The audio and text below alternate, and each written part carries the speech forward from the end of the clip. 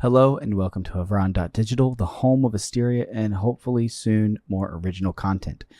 My name is Seth and I'm the creator of Asteria. It's been a week since the release of Asteria and I am completely blown away. I mean, I cannot comprehend the level of support that the community has thrown at us and the love, and I just, from the bottom of my heart, thank you. It really, you have no idea what it means to me. I never expected it to go this well. I thought it would go okay, but the response and just it's nuts. Making something live action 40K has always been a dream of mine, and as long as I am able to, there will always be an Asteria here at Havran.Digital. Speaking of which, if you haven't already, please check out our Patreon. And I'll put a link in the description down below. We have a lot of broken props, and we have more to build, so please consider supporting the channel. Today I wanted to do something a little weird, maybe a little unorthodox, but I wanted to react and make a commentary on Asteria Part 1, Landfall, and kind of give you a little bit of an analysis and my thoughts on certain issues I ran into while making it, and some of the scenes, and I guess it's less of a reaction, more of a commentary, but you get the idea. Alright, let's get into it.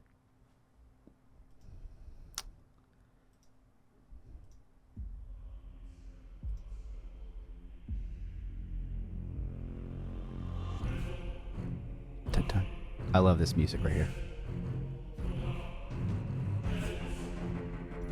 So I've already paused the video. One thing I wanted to comment on was this part right here. The 70 years after leading Cadia thing. In my head canon, right? I assumed most people would understand what I meant. Probably that's a mistake on me. So anyways, the idea is that when they leave Cadia, while they're in transit to Asteria, that's when the fall of Cadia happens. And, you know, it creates this massive ripple effect through the warp, and it gets them stuck in a warp storm.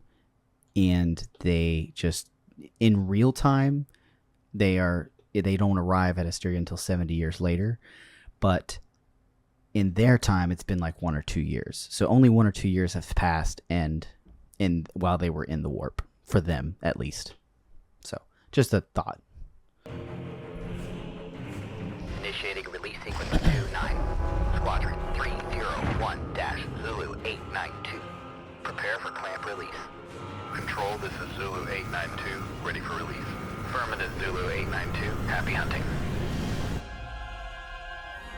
I love the way that turned out with the lights going across the hull.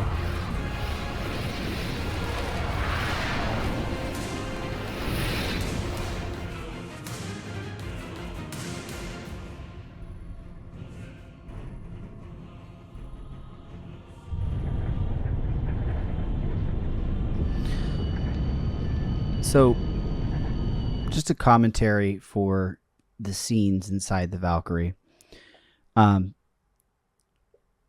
The interior renderings were done last year, about a year ago, around, I want to say, December. And the past year that's passed since I made those original renders, I mean, I started working on those last year around August. Since that has taken place, the last 6 months, I have really just learned a lot in Blender. All of this was done in Blender, and I know now that I wish I had redone those scenes in Cycles rendering instead of Eevee. Cycles looks better and looks more naturally lit, and I just think it looks more natural. I mean, it doesn't look bad for Eevee, but I now know that if I had done it in Cycles, it would look a lot better. But I also ran into the problem where I was just going back and forth and redoing things, and I was just in this never-ending cycle of redoing stuff. So I had to put a cutoff point for myself, and re-rendering all of the interior Valkyrie scenes was one of those cutoff points. And actually, the interior of this Valkyrie was the first thing I've ever modeled from a picture. And I made the mistake of modeling the interior exactly like the model. a GW tabletop model, and then I played Dark Tide, and I really just kicked myself because I saw their interior and I was like, dang it, I really should have taken more creative liberty to flush out the interior of the Valkyrie. That's my fault. But you know, I'm learning every day, and I'm learning more and more. A lot of the post-production VFX and editing and stuff like that was all done by me, except for the music, the Lehman Russ tank model, and the balancing the colors. I did the color grading, but somebody else balanced the colors. So it was a lot of work. But I have learned so much just from doing this, and it's all that knowledge is going into part 2. So anyways.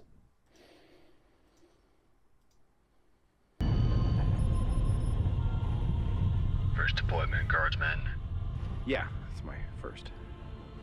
I wouldn't worry. Fun fact, the guy with the bandana, we didn't get his audio when he was when we were filming, and so I had to do a voiceover for him. So that's actually my voice with the bandana, not the mask. To the throne, you know. Don't worry. Doesn't have time to pay attention to any of us.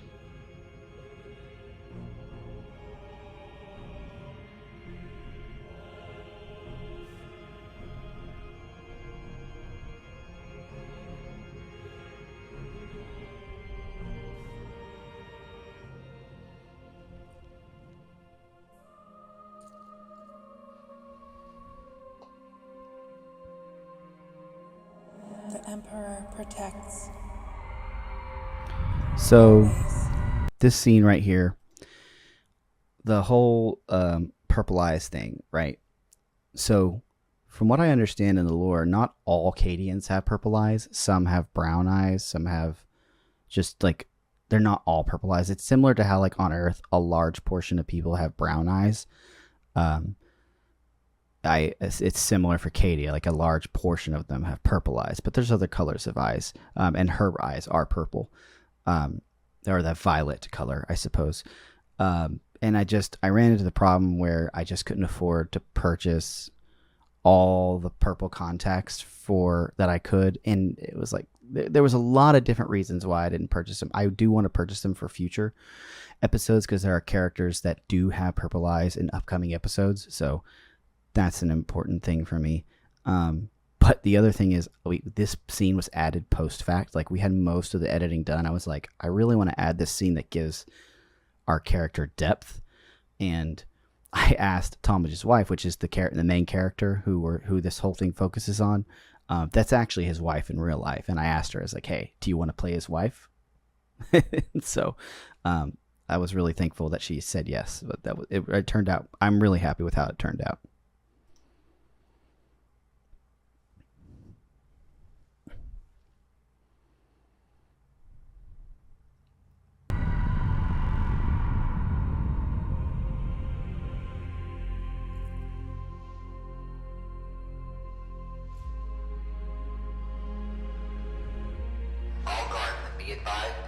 I love the sound design right here. It's just so good. Lee Joseph Fondiga did so good on it.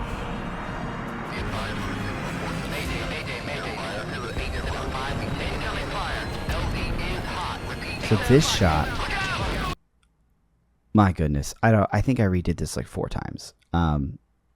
Because I kept, like I said, I've been teaching myself Blender for about like 2 years, maybe a little more than 2 years. And, you know, this scene was just one I kept redoing over and over again because I just wasn't happy with the result. This result, I'm pretty satisfied with. There are things I would still do differently. But it could have been worse. The first take was the first time I edited this, it was really rough. But I'm a lot more happy with this one, and generally I'm proud of everything I did. But you know, there's always things I would do differently. There's always ways I could improve it, right? And so that's why I'm doing multiple parts, so I can add what I've learned to future parts and take criticism as well.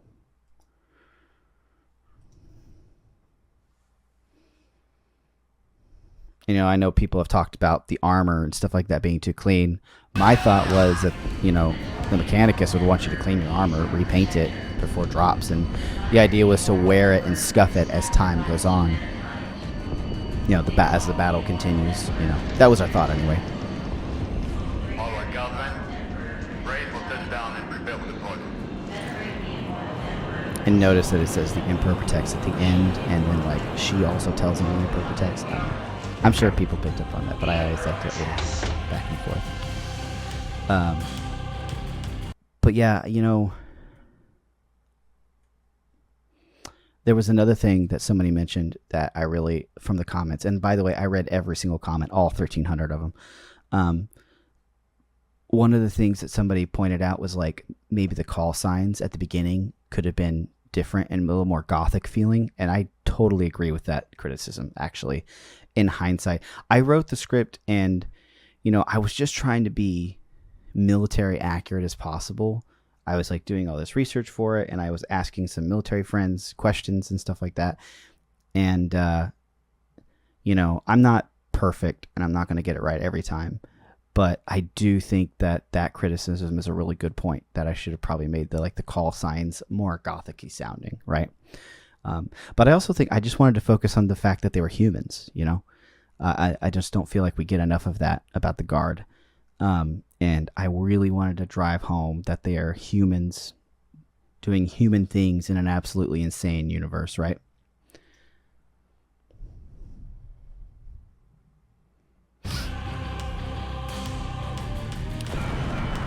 I love this shot. I'm not even gonna lie. This is my favorite shot. So this is actually like a last minute addition that I did in December. I decided I did not like the shot that was there, and it was similar to this but a lot different, not as good. And I was just like, I'm gonna redo it completely, start from scratch. And this Lehman Russ tank was modeled by one of our subscribers, Imperial Commissar. He did a great job modeling this, like so good. It was so good. But yeah, I just really wanted to redo it, and it came out so good. I was really happy with this result. I loved texturing this thing. I loved animating it. I just had a really fun time with this scene. Like, this was really fun. This scene was super fun for me. I paused it again. I'm so sorry. This shot right here is actually a clip from part 2. So take that as you will. I'm really excited about part 2. And then the last thing I'm going to make a comment on, this shot right here is from, I want to say last summer, or maybe it was in the last spring, I want to say. Anyways, what's so great about this shot is that it's only 3 people. We only had 3 people for this specific day of shooting, and I had them running around doing all sorts of stuff. I put the camera on a tripod. I composited everything in there, and I kind of liked the way it turned out. So I just thought that was fun.